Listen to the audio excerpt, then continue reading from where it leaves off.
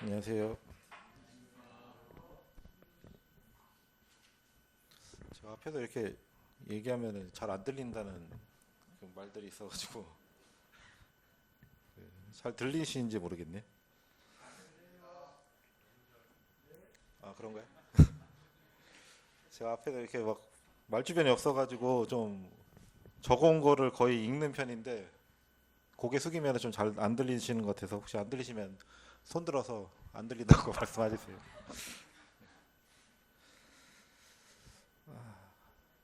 참 나올 때마다 참 떨리는데 참 뭐 어떤 얘기를 해야 될까 고민을 하다가 일단 좀 구원 간증을 제가 안 한 지 좀 오래된 것 같아서 그냥 짤막하게 좀 해보고 싶은 마음에 좀 적어왔고요. 제가 그 벌써 95년에 그 구원을 받고 96년에 그 침례식을 받고 지금까지 이제 신앙생활을 이렇게 이어가고 있습니다. 저는 어릴 때부터 교회를 좀 다녔기 때문에 복음이라는 거를 저도 수도 없이 많이 들었고 다 알고 있었지만 그 믿음이라는 게 참 제 것이 되는데 상당히 오랜 시간이 걸렸던 것 같습니다. 그래서 매번 받았던 질문이 주님이 나를 대신해서 죽으신 그 사실을 믿냐라고 물어보면 아예 네 믿습니다 이렇게 했는데 그럼 너는 어떤 변화가 있었냐고 물어보면 아 그런 건 딱히 없는 것 같습니다 이렇게 얘기하면 너 안 믿는 거 아니냐 이래가지고 참 아직 구원을 못 받았나 보다라는 그 생각에 좀 사로잡혀서 그런 복음의 진리를 깨닫는데 참 어려움이 있었던 것 같습니다. 그래서 아마 어릴 때부터 이 모임 생활을 한 성도님들은 아마 비슷한 그 경험이 있지 않을까라는 그런 생각을 좀 하는데요. 이게 믿음이랑 변화랑 되게 뭔가 같은 부등어처럼 하나로 묶여 있는 듯한 느낌이 들어서 참 이런 것을 깨는데 참 어려움이 있었던 것 같습니다. 그리고 제가 이 학창 시절에는 90년대 그 중반 후반이었기 때문에 굉장히 그 세계말 분위기가 한창이었거든요. 그래서 그런 휴거라는 그 단어도 되게 공공연하게 많이 쓰던 단어였고 뭐 교회뿐만 아니라 뭐 뉴스에도 많이 나올 정도로 그런 말을 많이 썼는데 그 제 어릴 때 그 일본에서 옴진리교라고 그 막 세계적인 그 테러 사건이 일어난 적도 있었고 여기 뭐 경험하지 못하신 분들도 있었지만 제가 중학교 때 이제 그런 일이 있었는데 그때 진짜 종말이 일어나는 줄 알았습니다. 그리고 92년에 그 다미성교회라고 그 막 이제 막 그 정말 휴거 일어난다고 막 해가지고 그때 밤 샜거든요 저는. TV 틀어놓고 아 이제 휴거 되나 이러면서 쳐다봤던 그 기억이 나는데 굉장히 불안했습니다 그때. 그런 일이 좀 있다가 보니까 어느 날 이제 아침에 일어나거나 학교 갔다 왔는데 엄마 아빠가 안 계신다. 계셔야 되는데 안 계신다 그러면 어, 나 빼고 혹시 휴거 되셨나? 뭐 이제 이런 생각도 하기도 하고 굉장히 좀 불안했던 그 마음이 좀 있어서 막 전화해가지고 전화 받으면은 아 다행이구나 아직 아니구나 이렇게 이런 생각을 하면서 좀 지냈던 것 같습니다. 근데 그러다가 이제 95년 겨울에 그 CBC 캠프에 가서 그 어떤 형제님이랑 이제 그 교제를 나눴는데 그 형제님이 이제 예배소서 2장 8절 말씀을 그 알려주시면서 너희가 그 은혜로 인하여 믿음으로 말미암아 구원을 얻었나니 이것이 너희에게서 난 것이 아니요 하나님의 선물이라고 그 말씀을 딱 하셨을 때 아 이게 다른 구원이 다른 게 아니고 하나님의 그 선물이었다는 그 것을 제가 딱 깨닫게 되면서 아 이게 내 노력으로 뭔가 얻으려고 하는 것이 아니고 주님이 거저 주신 그 선물이라는 걸 좀 깨닫게 되면서 그때 좀 망치로 한 대 얻어맞은 그 느낌이 좀 났었습니다. 그래서 왜 주님이 은혜로 주신 선물인데 왜 자꾸 내 어떤 변화나 내 어떤 행위에서 자꾸 찾았을까라는 그 생각이 들면서 좀 후련한 마음이 들고 그때 아 나도 이제 구원을 받았구나라는 그런 생각이 좀 예, 들게 되었습니다. 그래서 참 개인적으로는 참 그런 어떤 참 기적 같은 그런 일이지 않았을까라는 좀 그런 생각이 드는데 왜 그 문득 제가 그 하면서 그런 생각이 좀 들더라고요. 과거에는 그렇게 예수님이 계실 때는 그런 많은 기적이 있었는데 왜 지금은 기적이 없을 거라고 혹시 생각하시는 성도님들 계실까요? 되게 심오한 질문이십니다. 지금도 그 기적이 쉽게 볼 수 있는데요. 어떻게 볼 수 있냐면 그 종점의 기적이라고 혹시 아시나요? 지하철 종점에 가면 그 안전뱅이들이 일어나고 눈먼 자들이 일어나고 눈 뜨고 그거 모르시나요? 되게 오래된 농담이라서 제가 하려고 했는데 종점에 가면 많은 기적들을 볼 수 있습니다. 그래서 막 구걸하던 그 안전뱅이들이 일어나 있고 갑자기 생각이 안 나죠. 귀신 들린 자들도 고침을 받고 하는 그런 기적을 종점에 가시면 볼 수 있습니다. 이거 참 제가 준비한 건데 지금 써봤습니다. 너무 구시대적인 또 농담이라. 성도님들은 혹시 주목받거나 관심받거나 사람들의 눈에 띄는 걸 좋아하시는지 모르겠네요. 몇몇 분들은 좀 튀는 걸 좋아하시는 분들이 있으실 수도 있는데 요즘은 주목받고 관심받고 눈에 띄길 좋아하는 사람들을 이제 관종이라고 하죠, 이제. 근데 지금 시대를 이제 대관종 시대라고 해서 유튜브나 뭐 인스타를 통해서 주목받고 관심받고 이슈가 될 만한 튀는 행동은 곧 돈이 된다는 것 때문에 이것도 다른 말로 약간 안 좋은 말로 이제 억으로 끈다고 하죠, 이제. 그렇게 심지어 주목받기 위해서 사람들에게 서슴지 않게 민폐를 끼치는 행동도 종종 보일 때가 있습니다. 이게 사회적으로 좀 가끔 보면은 큰 이슈나 이제 큰 문제가 되기도 합니다. 근데 또 한편으로는 이제 군대 가 있는 그 청년들도 있는데 저 또한 그렇고 이제 군대 가기 전에 가장 많이 듣는 말 중에 하나가 눈에 띄지 마라. 앞에 나서지 마라. 맨 앞에 서지 말고 이제 중간쯤에 눈에 띄지 않는 곳에 있어라라는 그 말을 조언을 많이 듣거든요. 군대 가서 튀는 행동을 하면 무조건 첫 번째로 뭘 시키기 때문에 무조건 숨어 있어야 됩니다. 그래서 그런 많은 조언들을 제가 들었던 걸로 기억이 납니다. 근데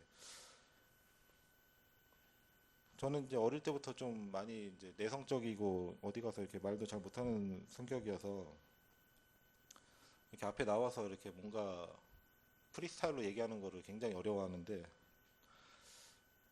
이런 성격이 이제 좀 큰 단점이 있는데 인사성이 좀 떨어지고 이제 가끔 싸가지 없다는 그런 오해를 받기도 합니다.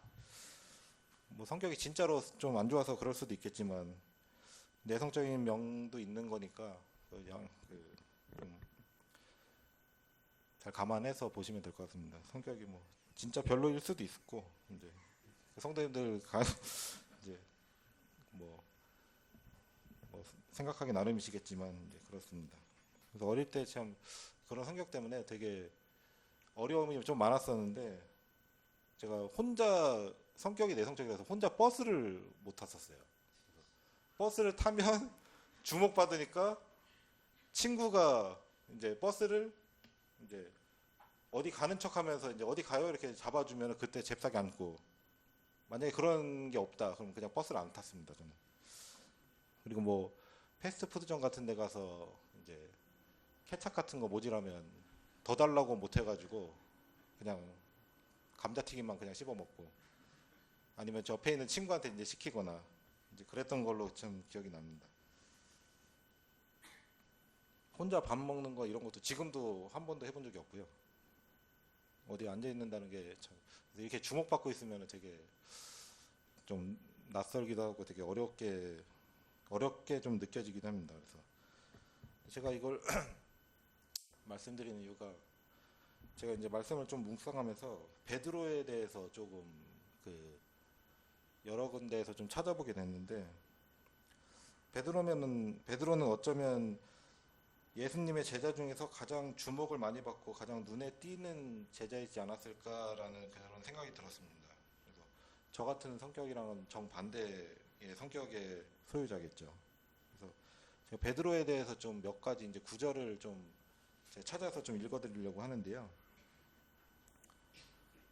누가복음 5장 4절에서 14절에 말씀을 마치시고 시몬에게 이르시되 깊은 데로 가서 그물을 내려 고기를 잡으라.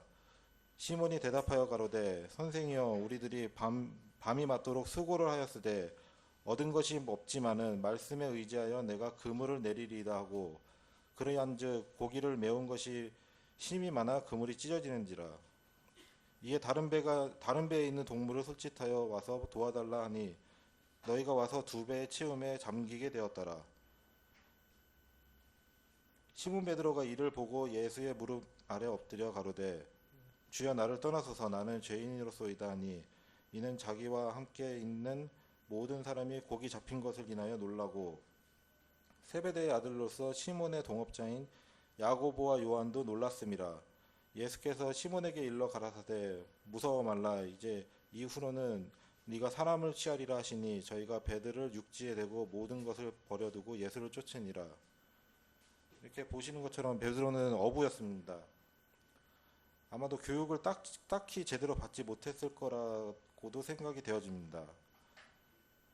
하지만 주님은 제자를 삼으셨을 때 성경학자나 당시 종교 지도자들 중에서 찾으시지 않으셨습니다.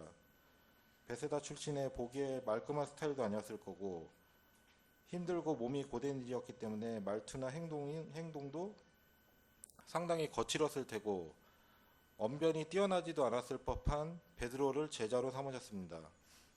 그런 베드로에게 친히 가셔서 물고기를 잡던 하루 종일 고기를 잡았지만 헛수고를 해서 기분도 좋지 않았고 지쳐있을 상황에서 다시 그물을 던지라고 했을 때 별다른 고집 없이 순종했습니다. 주님의 기적을 체험하고 두려움에 떨었지만 그에게 주님이 나를 따르라고 하셨을 때 베드로는 망설임 없이 주님을 따라갔습니다. 이미 베드로는 부인도 있었고 자식도 있었던 것으로 보여집니다. 하지만 그런 개인적인 사정들보다는 주님을 따르는 것이 먼저라고 생각했던 것 같습니다. 또 마태복음 14장 25절에서 30절에 밤 사경에 예수께서 바다 위로 걸어서 제자들에게 오시니 제자들이 그 바다 위로 걸어오심을 보고 놀라 유령이라 하며 무서워하여 소리 지르거늘 예수께서 즉시 일러 가라사대 안심하라 내니 두려워 말라.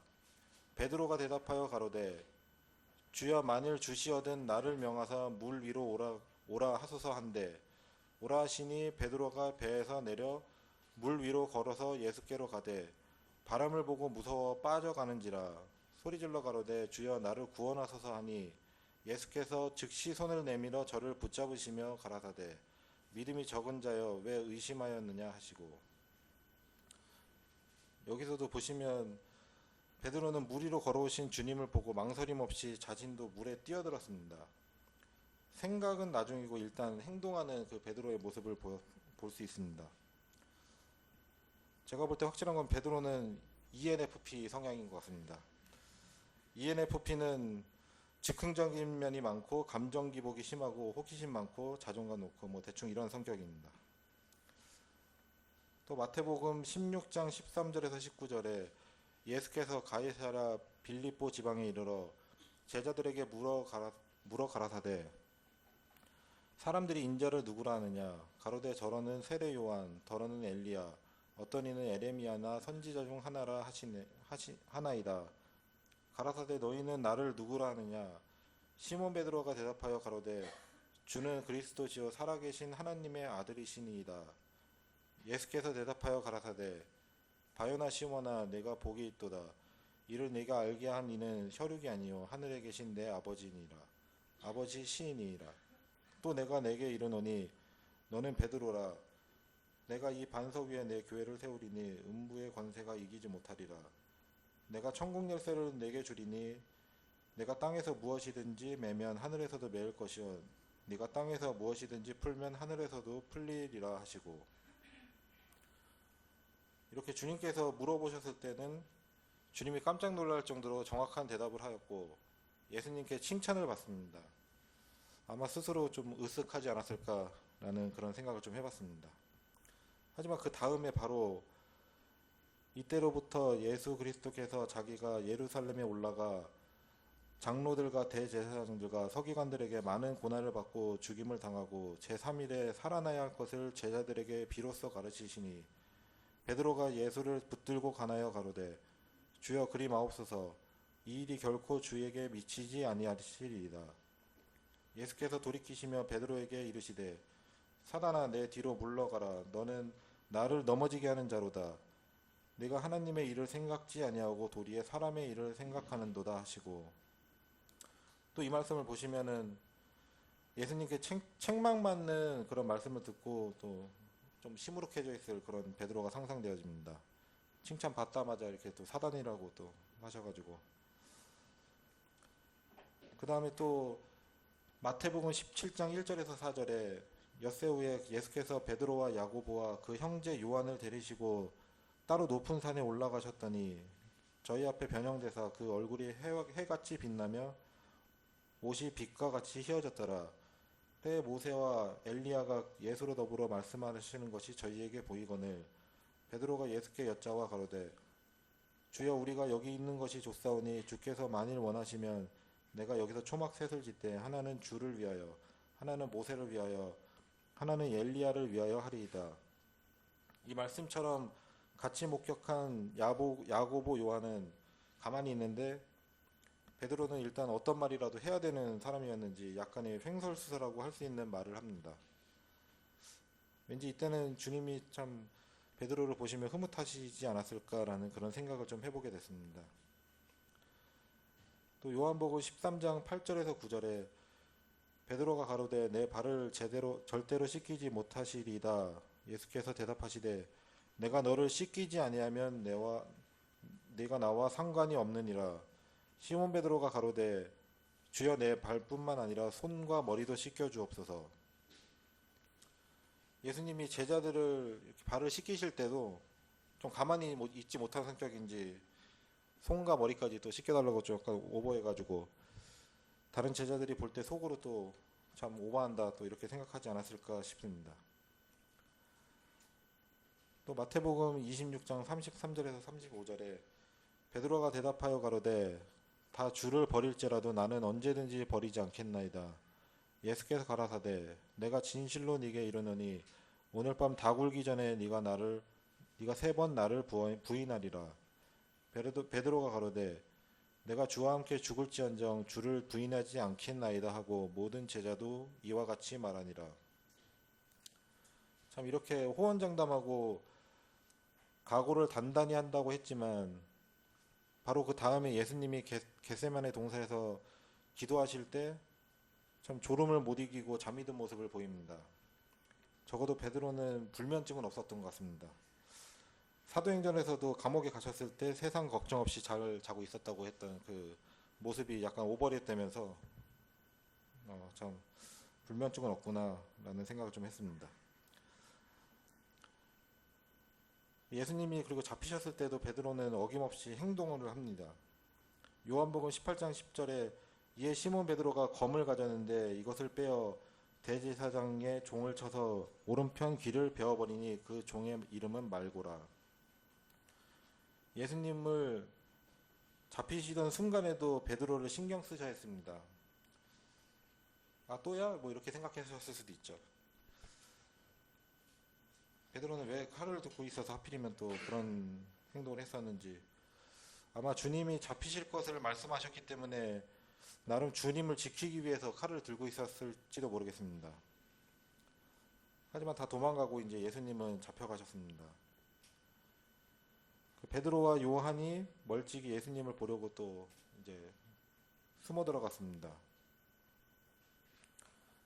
그러다 결국 예수님이 말씀하신 대로 3번 부인하게 됩니다. 이게 참 자라보고 놀란 것은 소뚜껑 보고 놀란다고 그 속담이 맞는지 모르겠는데 베드로에게 몰아세운 사람들은 군병들이나 예수를 죽이고자 했던 바리새인들도 아니었고 어떤 소녀, 어떤 하녀들이었던 것으로 보여집니다. 하지만 두려움으로 인해 그냥 부인한 것도 아니고 저주까지 하는 모습을 보입니다. 혹시 상상해 본다면 그 자리에는 병 고침을 받은 사람들, 예수님을 따르는 다른 사람들도 있지 않았을까라는 생각을 하게 됩니다. 그의 친구 요한도 그 모습을 보고 있었을지도 모릅니다. 하지만 유난히 베드로는 강한 부정을 합니다. 예수님이 이미 그럴 거라고 미리 말씀까지 해놓으셨기 때문에 아마 주의하고 있었을 수도 있는데 그렇게 된 것 같습니다. 이제 예수님이 십자가에 돌아가시고 사흘이 지났습니다. 주님이 사흘 만에 부활하셨다는 소식을 들었을 때 요한과 베드로가 재빨리 무덤에 달려갔습니다. 달리기는 요한이 좀 더 빨랐는지 요한이 먼저 도착했는데 요한은 무덤 앞에서 머뭇거리는 사이에 베드로가 먼저 들어가게 되는 것을 보았습니다. 제가 이렇게 사복음서를 통해서 몇 가지 베드로에게 있었던 그런 사건들이나 베드로가 했던 행동과 말에 대해서 제가 좀 읽어봐 드렸는데요. 성도님들은 베드로를 보면 어떤 생각이 드시는지 모르겠네요. 그리고 또 예수님은 베드로를 보면서 어떤 생각을 하셨을지 참 궁금합니다. 베드로는 참 제자들 중에서도 확실히 튀는 사람이었던 것 같습니다. 뭐 요즘 말로 인싸라고 할 수도 있고, 베드로처럼 자신의 성격이 극명하게 드러난 사람은 거의 없을 것입니다. 그 성격이 좋은 점으로 나타날 때는 엄청난 장점이었지만 잘못된 점으로 나타날 때는 너무나 큰 약점이 되기도 합니다. 어찌되었건 주님의 제자로서 늘 앞장서고 가장 먼저 행동하고 주님의 관심과 사랑을 받기 위해 부단히 노력했던 사람이었습니다. 참 저희 아이들이 걸려있는 내가병이라고 있는데 항상 내가처럼 주님이 무리를 걸어오셨을 때도 저도 할래요. 참 이런 대답을 서슴지 않고 하고 대답도 가장 먼저 했던 그런 모습을 참 보여집니다. 그런 적극적인 행동으로 주님의 기적을 몸소 체험해 볼 수도 있었습니다. 처음에는 자의식 과잉이었을 수도 있습니다. 항상 나는 다른 사람들과 다릅니다. 다른 사람은 다 배신해도 나는 아닐 겁니다. 이런 마음이 늘 있었습니다. 하지만 그런 마음이 그를 무너지고 넘어지게도 하였습니다. 마치 물가에 내놓은 아이처럼 불안할 때도 있고 어떤 때는 질문하면 설령 그게 답이 아닐지라도 가장 먼저 대답하며 대견한 모습을 보일 때도 있고 또 어떨 때는 용감했다가 또 어떨 때는 겁쟁이처럼 굴다가 바다를 걷겠다고 호기롭게 뛰어내렸다가 물에 빠졌을 때도 참 그럴 때는 다른 사람들이 봤을 때는 너무나 우스꽝스럽게 보였을 수도 있고 그를 바보처럼 생각했을 수도 있습니다. 하지만 저는 그런 베드로가 어떤 때는 부럽게 느껴지기도 합니다. 자신이 어떻게 보일지는 관심 없고 항상 그의 눈은 주님을 향해 있었습니다. 그리고 어떻게든 주님의 눈에 띄고 싶어 했습니다. 주님의 관심을 갈망하고 주님의 사랑을 갈망했습니다. 실수하고 넘어지고 혼이 나도 다시 일어나서 주님께 달려갑니다. 주님의 눈에는 참 어린 자식 같은 느낌이지 않으셨을까라는 생각이 듭니다. 저나 성도님들은 주님의 눈에 띄는 사람일까요?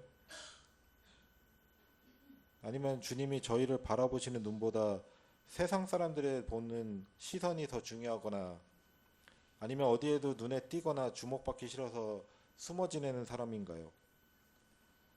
체면이 우선되고 실수해서 창피당할까봐 시도조차 못하는 모습, 열정이 없어서 수동적으로 행동하고 시키는 거나 마지못해 겨우 하는 모습.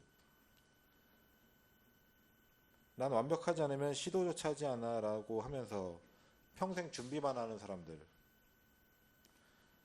주님은 준비되고 완벽한 사람만 쓰실까요? 아닙니다. 주님은 단점은 단점대로 쓰시고 장점은 장점대로 쓰시고 우리의 모든 것을 도구로 쓰십니다. 그렇게 연단하시는 것 같습니다. 주님은 우리가 실수해도 잘못해도 그 모습 그대로 사랑하시고 대견해 하실 것입니다. 우리는 용기와 담대함과 주님을 똑바로 볼 수 있는 믿음의 눈만 있으면 됩니다. 그래서 우리 모두 주님의 눈에 띄는 행동하는 삶을 저와 성도님들이 되길 원합니다. 네, 이상입니다. 나오는 길에 몸개배했습니다.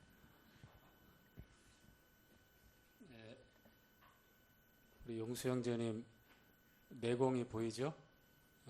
은근히 유머러스하고 허우대는 멀쩡한 것 같은데 실실없이 재밌는 얘기도 잘하고 예수님의 수제자 중에 베드로, 야고보, 요한인데 그 중에 베드로를 사복음서에 나타난 성경 말씀을 통해서 어떤 인물이었는지 그리고 베드로의 그 적나라한 모습들 통해서 ENFP요?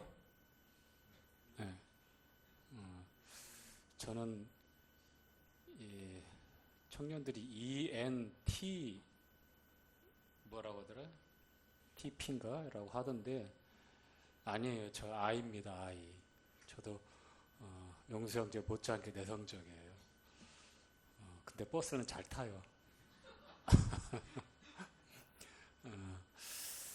베드로의 장단점 그리고 그가 얼만큼 투명하게 하나님 앞에서 주님 앞에서 반응했는지 보면서 어린아이 같다라고 했을 때 또 베드로가 또 연상이 되더라고요. 하나님 앞에서 우리가 어린아이 같으면 주님이 또 기뻐하시고 그만큼 주님을 의지하는 그런 믿음도 또 남다르죠. 네, 우리 라엘이 라온이 지난주에 헤어질 때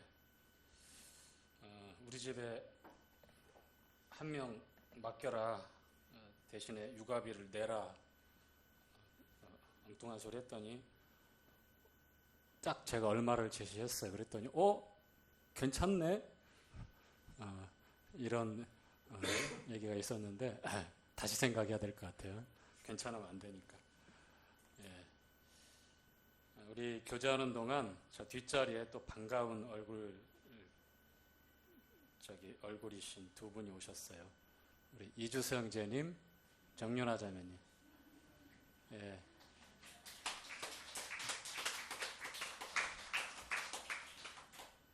미국 여행 잘 마치시고 지금 시차 적응도 아마 만만치 않으실 텐데 지금 막 졸립거나 막 그러시진 않으세요? 괜찮으세요? 예, 다행입니다. 자, 이제 추석 연휴가 토요일부터 곧 시작되죠. 아마 이 가운데도 많이 고향에 방문하시고 그러실 텐데 예전처럼 또 남아 계시는 분들은 변함없이 예배 드리고 또 말씀 교제하고 그리고 식사도 남아 계신 분들끼리 이렇게 자력으로 잘 마련해서 그렇게 해결하고 그렇게 보내야 될 것 같습니다.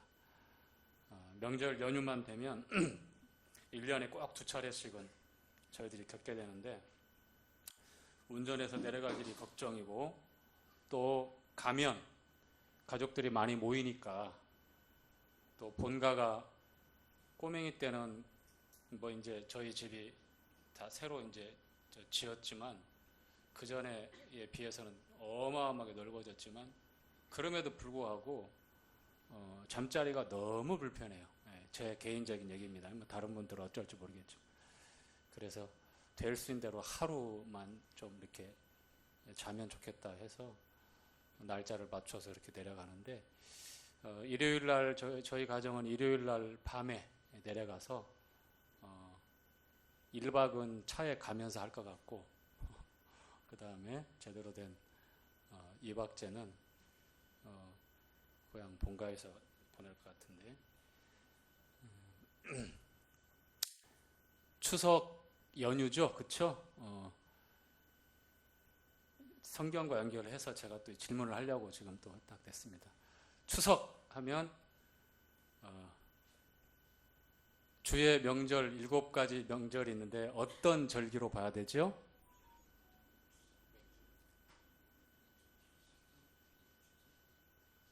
예? 초실절?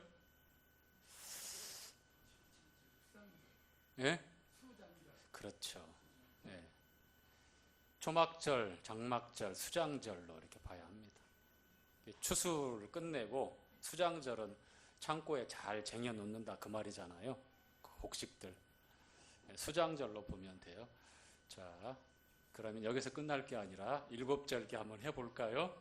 자, 6월절부터 시작. 6월절, 무교절, 초실절, 오순절, 나팔절, 속죄일, 초막절, 혹은 장막절, 수장절. 여기서 맥추절은 또 77절이라고도 해요. 아시겠죠? 예. 오순절, 맥추절, 77절 이렇게 불러지기도 하고 맨 마지막 초막절, 장막절, 수장절 다 같은 의미로습니다. 이렇게 추석 명절을 이용해서 이렇게 7절기를 한번 외울 수 있다고 하는 이런 시간이 참 번뜩이는 아이디어 같기도 하고 쓸데없는 질문인 것 같기도 합니다만, 자, 그런 의미에서 민수기 6장 함께 교재 시작하도록 하겠습니다.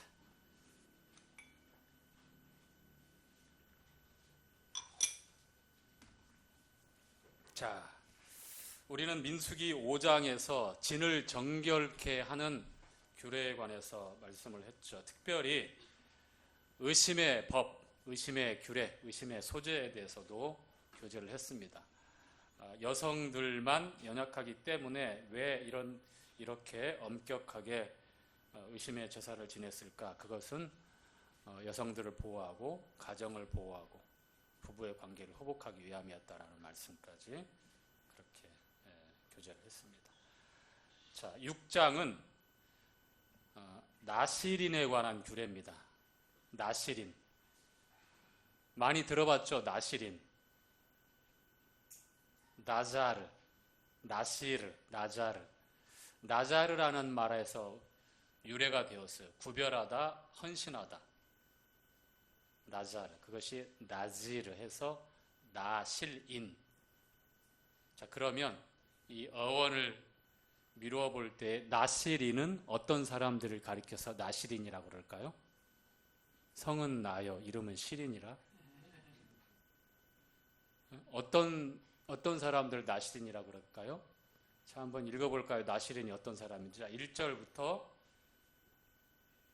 2절까지 여호와께서 시작. 여호와께서 모세에게 일러 가라사대 이스라엘 자손에게 고하여 그들에게 이르라. 남자나 여자가 특별한 서원 곧 나실인의 서원을 하고 자기 몸을 구별하여 여호와께 드리거든. 자, 자기 몸을 구별하여 주님께 드리는 사람들. 자, 나실인이 어떤 사람들이라고요? 자기 몸을 구별해서 하나님께 드리는 사람들을 가리켜서 나실인이라고 그랬어요. 자, 1절부터 8절까지는 나실인의 의무, 나실인은 이렇게 살아야 된다. 3가지 금기 사항이 있어요. 우리가 교제할 텐데 그것부터 해서 접촉하지 말아야 될 것도 있고요. 그 다음에 9절부터 12절까지는 나실인의 정결법이 있어요. 자기가 부지불식간에 자기도 모르는 사이에 부정해졌을 때에 어떻게 정결케 되는지. 근데 의지적으로 금기사항을 어기면서 나실인으로 그 의무나 규례를 다할 수 있다라고 하는 것은 말이 안 돼요. 의지적으로 만약에 이 금기사항을 범하게 되면 바로 나실인의 자격이 상실되어지고 하나님 앞에 범죄하고 그 일들 위해서 더 큰 책임을 묻게 되어 있습니다.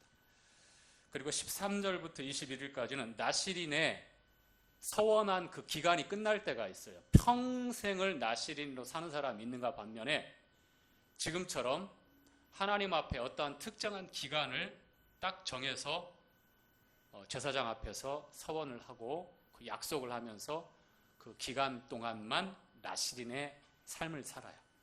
근데 그 기간이 끝났을 때에 어떻게 그 끝났을 때의 의식을 치러서 다시 정상적인 평범한 그런 백성의 삶을 살아가는지, 그냥 끝났다고 해서 그냥 바로 회복되는 게 아니라 여기에 준한 의식이 있습니다. 그것이 13절부터 21절까지 나와 있고, 그리고 22절부터 27절까지 마지막에 나와 있는데, 하나님께서 모세와 아론, 즉 모세를 통해서 아론과 그 아들들, 제사장들이 다른 누구가 아니라 이스라엘을 하나님 앞에 중재하고 중보하는 제사장들만 할 수 있는, 제사장들을 통해서 제사장들이 이스라엘 백성을 축복할 때에 이렇게 하나님 여호와의 이름으로 축복하라, 그러면 내가 축복할 것이다 라는 말씀으로 이렇게 6장이 끝맺음됩니다.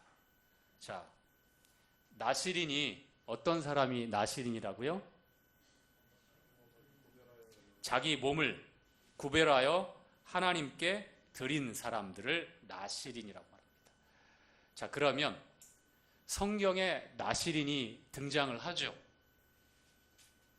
자, 나실인의 금기사항이 있어요. 포도주나 독주를 마시지 말라. 첫 번째. 두 번째. 뭐죠? 네? 자, 삭도를 머리에 대지 말라. 그 다음에 세 번째. 시체를 가까이 하지 말라. 자기 가족의 장례일이라도 직계에 속한 가족이 죽는 장례식에도 가서 시체를 가까이 할 수가, 만지면 안 됩니다. 나실인으로 살아갈 때는 그만큼 거룩하다는 것이죠. 이것은 레위기에 기록된 제사장의 의무와 규례에도 동일하게 나와 있어요. 자기 가족이 죽었어도 주의해야 될, 이 죽음을 가까이 하지 못하는 것. 자, 그런데 이 세 가지 금기사항을 말씀하고 있는데요. 자, 두 번째 내용에 보니까 삭도, 이 삭도를 머리에 대어서 머리카락을 자르지 못하게 했는데, 머리카락을 자르면 안 되는 한 신앙의 인물이 연상이 되십니까? 머리카락을 자를 때와 자르지 않을 때 너무너무 그 능력이 차이가 나는, 왜냐하면 그가 나실인이었기 때문에 그렇습니다. 누구죠? 그렇죠. 손이 세 개인 삼손. 사사기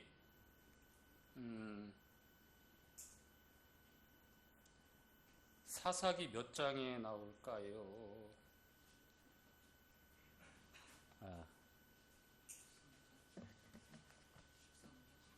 사사기 13장에 나오네요. 사사기 13장 15절에 보면 이 삼손에 관한 기록, 나실인으로서 삭도를 내면 되지 않고 어떻게 살아야 되는지. 이 마누아라고 하는 이 삼손의 아버지가 이제 천사의 계시를 받게 되죠. 그 아내가 먼저 보고 남편 와서 계시를 받게 되는데, 이제 삼손은 이런 삶을 살아야 된다고 해서 이런 금기사항을 얘기합니다. 그런데 삼손은 어떻게 말씀을 그냥 표적 삼아서 그렇게 다 어기는지 모르겠어요. 포도주와 독주는 먹지 말라고 나왔는데 어떻게 했어요? 와, 부어라 마셔라. 처음부터 뭐 블레셋 동네 가가지고 기생집에 가지 않나, 그냥 음료를 그냥 뭐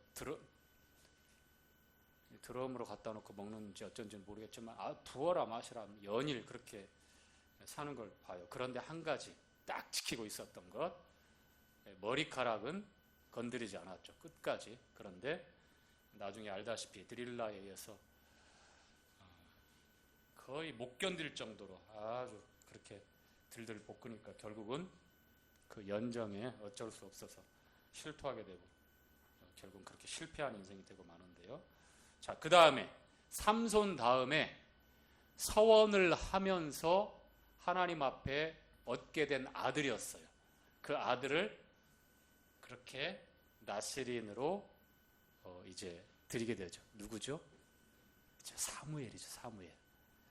한나가 자식이 없어서 너무나 애통해했죠. 가슴 아파했죠. 그래서 속으로 기도하는데, 엘리자 사역을 보니까 대낮에 술 먹고 주정 부린 줄 알고 그렇게 혼냈어요. 그래서 자기의 답답하고 불편한 마음을 그대로 얘기하죠. 그래서 이제 제사장이 축복하고 돌아가서 아이를 얻게 되는데 그게 사무엘이었어요. 그래서 하나님께 드리겠다고 이렇게 서원을 했는데 결국 하나님 앞에 그렇게 드려서 어려서부터 젖된 후에 어려서부터 이제 성전에서 살게 됩니다. 그래서 사무엘은 나면서 평생에 나실인으로 어떤 기간을 딱 정해서 그 기간만 끝나는 것이 아니라 평생에 그렇게 살아가는 나실이 됩니다. 그리고 구약에 보면 개인이 아니라 한 족속 전체가 나실인의 삶을 산 한 족속들이 있어요. 어느 족속인지 여러분 기억나십니까?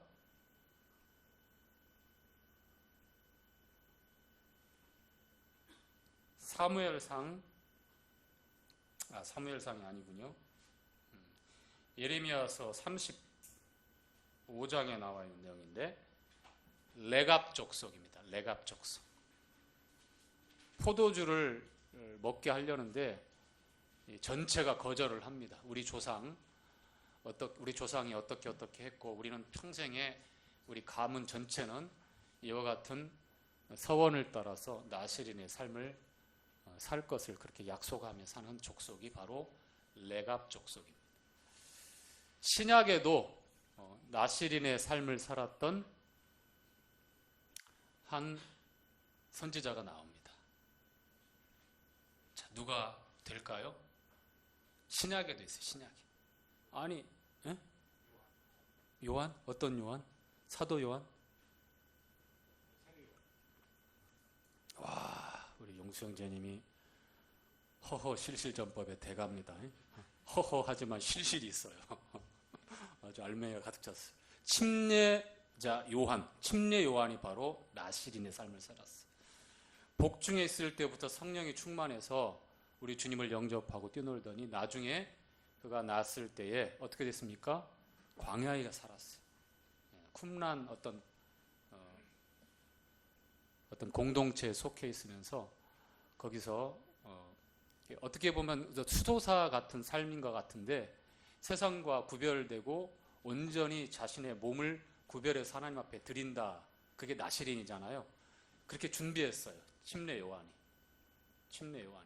먹는 것, 입는 것, 그의 삶이 나실인으로서 너무 분명하게 변화가 있기 때문에 사람들이 보고서도 금방 알아볼 수 있을 그런 모습이었죠. 그가 먹는 음식은 메뚜기와 석청, 즉 들꿀입니다. 그리고 입는 의복은 뭐죠? 약대 털옷입니다. 머리에 삭도를 대지 않았죠. 수염으로 이렇게 옷 덮고 있죠. 그래서 거의 야인, 광야에서 회개하라! 천국이 가까워하면서 400년 만에 하나님께서 주시는 메시지 요한을 통해서 그렇게 전달되어집니다. 광야에서 외치는 자의 소리라고 말씀되어 있고 주의 길을 예비하고 첩경을 평탄케 하라고 하는 그런 사역을 했던 침례 요한이 바로 나실입니다. 자, 3절부터 금기사항이 나와 있는데 한번 볼까요? 자, 3절 나실인의 금기사항. 자, 3절 포도주와 시작. 포도주와 독주를 멀리하며 포도주의 초나 독주의 초를 마시지 말며 포도주, 독주뿐만 아니라 발효된 식초 종류들 그것도 멀리하고 말며 그다음에 포도즙도 마시지 말며 계속해서 생포도나 건포도도 먹지 말지니 4절 자기 몸을 구별하는 모든 날 동안에는 포도나무 솟아온 씨나 껍질이라도 먹지 말지며 그 서원을 하고 구별하는 모든 날 동안 자, 두 번째 가기 전에 자, 결국은 포도주나 독주, 다시 말하면 알코올이 들어가서 이성적인 판단을 올바로 할 수 없는 또 쾌락을 상징하고 기쁨을 상징하는 이런 포도주나 포도즙에 대해서 멀리하라고 했던 것, 그것까지는 이해할 수 있겠는데 포도나무 소산에서 나오는 씨나 알갱이나 껍질 어떤 거라도 다 가까이 하지 말고 먹지 말라고 합니다. 너무한 거 아니에요?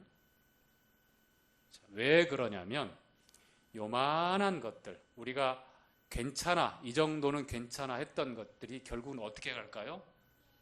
포도즙, 포도주, 독주까지 가게 되어 있습니다. 그리운 거예요. 한번 작은 것을, 빌미를 만들고 허락하면 계속해서 들어오게 되는 것이죠.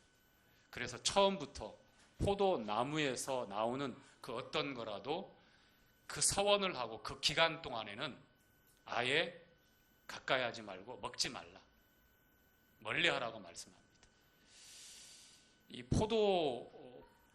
나는 포도나무요.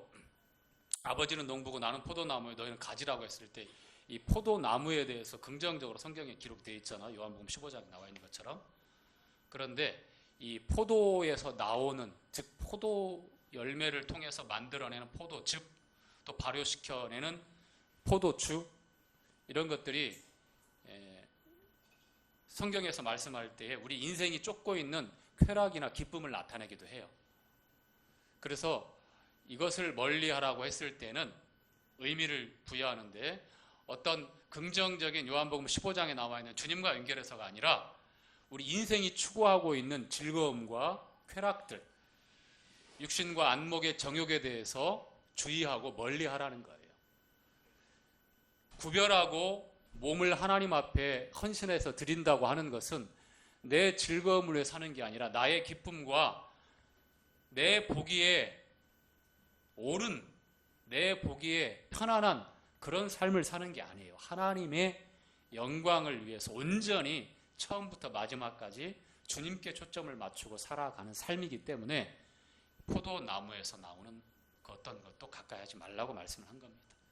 요만한 것을 허락하고 이것 좀 괜찮을 거야 하면 구별해서 사는 삶에 나중에 커다란 문제를 만들 수 있기 때문입니다. 두 번째, 금기사항. 자, 4절, 5절 시작. 그 서원을 하고 구별하는 모든 날 동안은 삭도를 도무지 그물에 대지 말 것이라. 자기 몸을 구별하여 여호와께 드리는 날이 차기까지 그는 거룩한즉 그 머리털을 길게 자라게 할 것이며 자기 몸을 구별하여 여호와께 드리는 모든 날 동안은, 자, 6절 가기 전에 왜 머리를 자르지 말라고 그랬을까요? 자, 고린도서 11장에 보니까 물론 여인들에게 하는, 그 여성들에게, 자매님들에게 하신 말씀이었어요. 이 머리는, 자, 그 말씀 전에 이 머리는 뭘 나타내죠? 권위를 나타내요. 권위를 나타냅니다. 우리가 이 몸을 생각할 때 가장 첫째 자리에서 모든 몸의 기관들을 제어하고 명령을 내리고 또 움직이게 하는 게 이 머리 역할이잖아요. 머리는 하지만 머리카락을 자르지 말라고 했던 것은 바로 하나님 앞에 모든 권위, 주님이 나의 머리다, 철저하게 복종하고 순종하고 그 권위를 따라 살아가겠습니다 라는 표시예요. 머리카락을 자르지 말라고 했던 겁니다. 그리고 자매님들이 봤을 때 긴 머리는 그녀에게 뭐가 된다고 그랬어요?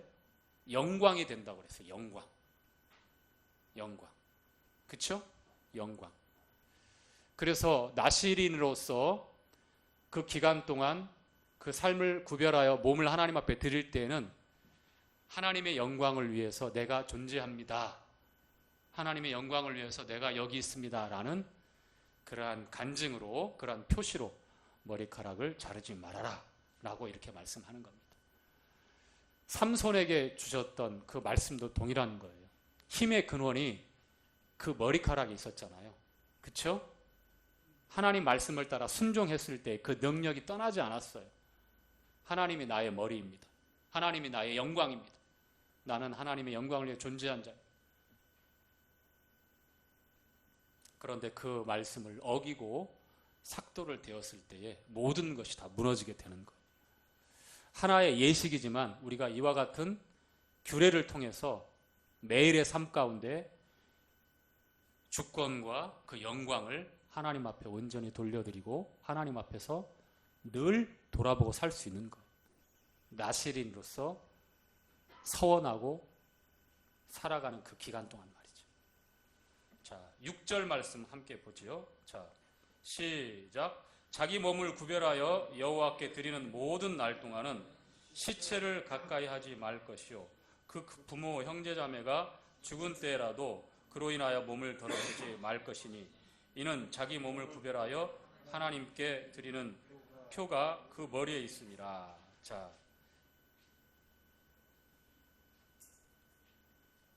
거기까지요. 자, 왜 시체를 가까이 하지 말라고 했냐면 이 죽음이라고 하는 것은 죄를 인한 필연적인 결과입니다. 저주를 나타내는 것이고요. 우리 인생이 담당해 가는 가장 절망스러운 마지막이에요. 죄 때문에 당해야 되는 필연적인 결과가 바로 이 죽음이고 그것이 이 사체, 시체, 이 주검이라고 하는 것을 통해서 우리가 목격하는 겁니다. 그래서 접촉하거나 가까이 하거나 그랬을 때 어떻게 돼요? 부정하게 된다고 하는 겁니다. 그리고 부정하게 되었으면 바로 정결케 하는 예식을 해야 합니다. 그 주검이 부모라 할지라도 가족이라 할지라도 나실인으로서 서원한 그 기간 동안에는 가까이 할 수가 없었습니다. 그만큼 하나님 앞에 구별해서 그 삶을 보존하고 지켜야 되는 책임이 막중했어요. 나실인은 그런 겁니다. 인간의 관혼상제의 기본적인 예의를 무시하라는 게 아니라 하나님이 제일 먼저라는 거예요. 하나님 앞에서 거룩하게 그 삶을 보존하고 또 하나님의 이름으로 그 삶이 유지되어져야 되기 때문에 죄의 결과이고 저주의 모습인 사망의 그 상황인 그 주거미, 그 시체가 나실인의 구별된 그 삶을 방해할 수 없었습니다. 적어도 그 기간 동안은. 그러니 사무엘도 그렇고 침례자 요한도 그렇고 그는 평생에 그 삶을 살 때에 얼마나 구별을 해서 그렇게 살았을까. 선지자 중에는 자기가 마음대로 아내를 그렇게 얻을 수가 없었어요. 호세아는 어떤 아내를 얻었죠? 창녀를 얻었어요. 이스라엘이 유다가 얼만큼 그렇게 영적으로 타락했는지를 보여주기 위해서. 자, 예레미야는요, 에스겔도 그렇고요. 예레미야는 원치 않게끔 아이고 하나님 말씀 안 전하랍니다 했는데 마음에서 불이 나는 것처럼 견딜 수 없다고 했어요. 에스겔은요, 자기 아내가 죽었는데도 어떻게 곡소리를 낼 수가 없었어요. 심지어는 인분으로 사람의 똥으로 말려가지고 그걸로 떡을 구워 먹게 하나님이 말씀했어요. 근데 이것만큼 못하겠습니다 하니까 그걸 소똥으로 바꿔줬지만, 그러니까 선지자들이나 하나님 앞에 쓰임 받았던 구별된 삶을 살았던 사람들 중에는 그만큼 자기 뜻과 자기 마음이 가는 대로 그렇게 선택해서 살 수 없는, 즉 하나님께 붙잡힌 바 되어서 그 소명의 삶을 살아가야 되는 그런 성경의 기록들이 여러 번 나와 있습니다. 저와 여러분도 때로는 그래요. 우리 마음이 흘러가는 대로 사람들의 어떤 그 문화나 풍습대로 당연하게 그렇게 해도 되겠지만, 그런 하나님 말씀에 기록된 대로 우리가 절제해야 될 부분들이 있고 지켜야 될 부분들이 있고 때에 따라서는 포기해야 될 것도 있다는 거예요. 나실인이 그랬습니다. 나실인. 자, 그 다음에 9절부터 12절까지 정결법이 나오는데 어떤 내용이냐면요,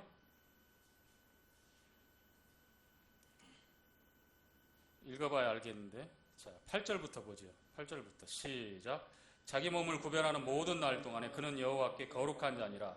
누가 홀연히 그 곁에서 죽어서, 자, 누가 홀연히 그 곁에서 죽어서, 호련히 죽었다는 말이 무슨 말일까요? 갑자기 얘기하다가 뇌출혈로 아니면 심장마비로 혹은 어떻게 그때에도 이런 호련이라는 갑자기예요. 갑자기 죽어버리면 어떻게 돼요?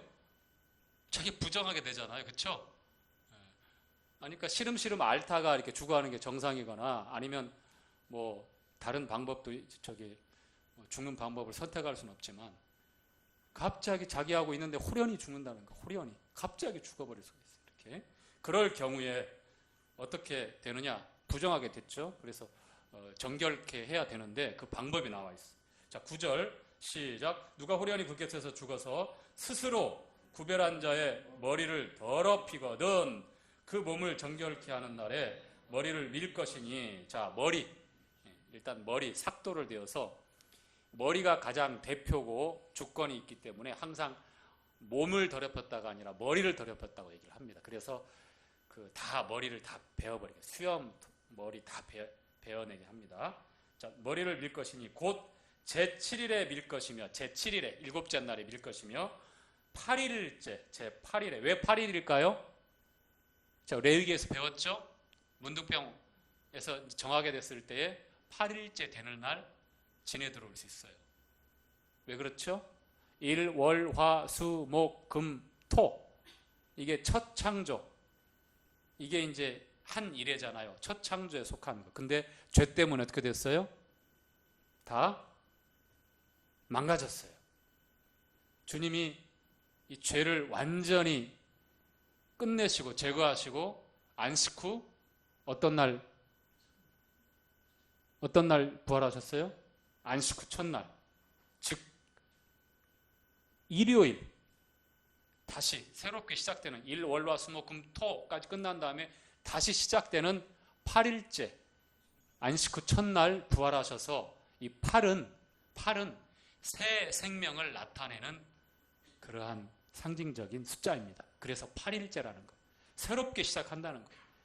지금까지 있었던 것은 다 이제 끝나버렸다. 이제 다시 시작해야 된다. 새롭게 시작해야 된다. 그래서 8일째라고 말씀하는 거예요.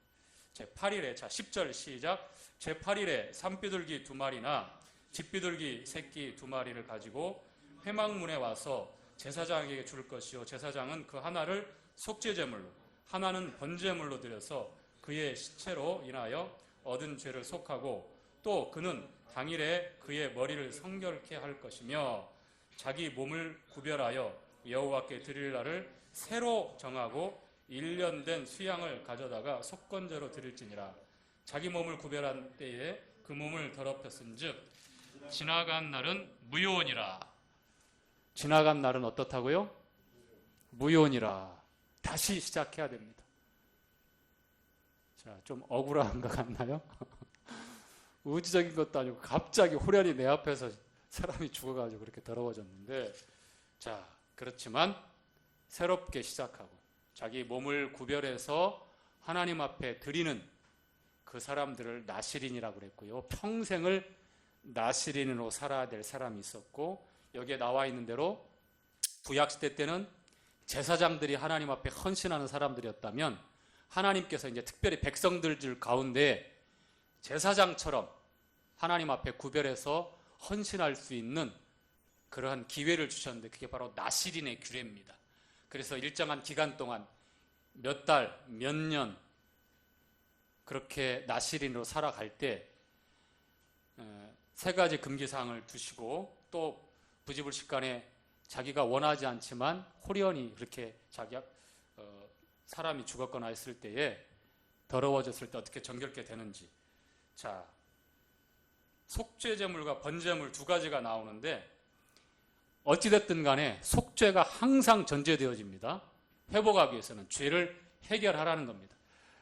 자기가 원치 안해서 그런 거지만 이 세상은 내가 머물러 있는 동안은 이 죄에 대해서 자유로울 수가 없어요. 보고 듣고 움직이면 내가 죄를 묻어올 수밖에 없습니다. 생각하고 마음에 품는 것들. 우리가 영화롭게 변화되기 전까지는 이 속죄라는 게 필요합니다. 우리 주님 앞에 하나님 앞에 우리 주님이 우리의 중보자로 계시는 것이 바로 그 이유예요. 우리를 위해서 중보하셔요. 우리를 위해 간구하셔요. 우리가 주님처럼 주님의 의로움과 차별이 없이 하나님 앞에 받아들임 바 되지만 이 땅을 떠나기 전까지, 영화롭게 부활하고 변화되기 전까지는 죄로부터 자유로울 사람이 아무도 없어요. 아무도 없습니다. 속죄제물이 필요하고 그 다음에 번제물이 또 필요합니다. 이 번제는 레위기의 5대 제사 중에 첫 번째 등장하는데 전적인 헌신에 관한 거죠. 바로 나실인의 자기 몸을 구별해서 하나님 앞에 드린다고 했을 때 이 번제가 가장 잘 설명하고 있는 제사입니다. 우리 로마서 12장 1절 말씀 찾아서 읽고 마치도록 하겠습니다.